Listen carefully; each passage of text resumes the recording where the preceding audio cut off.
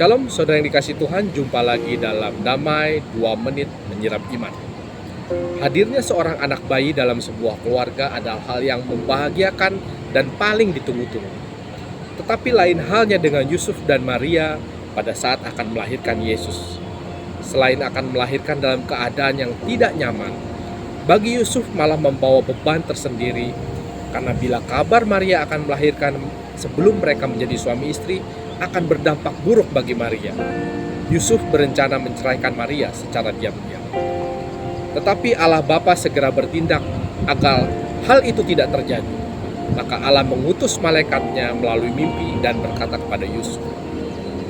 Ketika Yusuf berencana meninggalkan Maria, di dalam mimpinya malaikat Tuhan menguatkan Yusuf untuk tetap mendampingi Maria. Di dalam firman-Nya Matius pasal yang pertama ayat 21-23, di sana dikatakan, ia akan melahirkan anak laki-laki dan engkau akan menamakan dia Yesus, karena dialah yang akan menyelamatkan umatnya dari dosa mereka. Hal itu terjadi supaya genaplah yang difirmankan Tuhan oleh Nabi.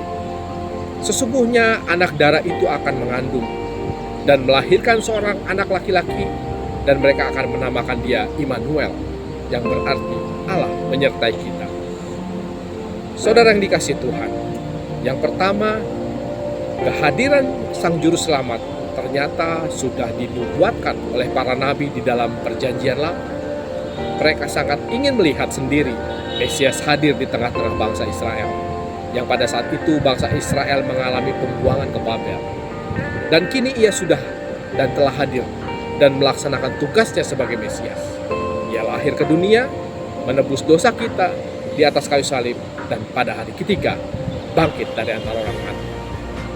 Yang kedua, bahkan bukan itu saja, ia adalah Immanuel, yang berarti Allah beserta dengan kita. Ini artinya penyertaan Tuhan dan kehadiran Tuhan atas umatnya tidak pernah dan tidak akan berhenti. Ia hadir di saat saudara tertawa, tetapi ia juga hadir di saat saudara menangis.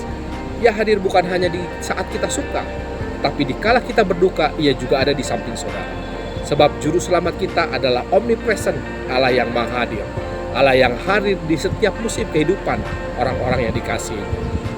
Pertanyaannya, sudahkah saudara mengundang dia hadir di hati saudara? Sebab Natal tanpa kehadiran Kristus akan sia-sia.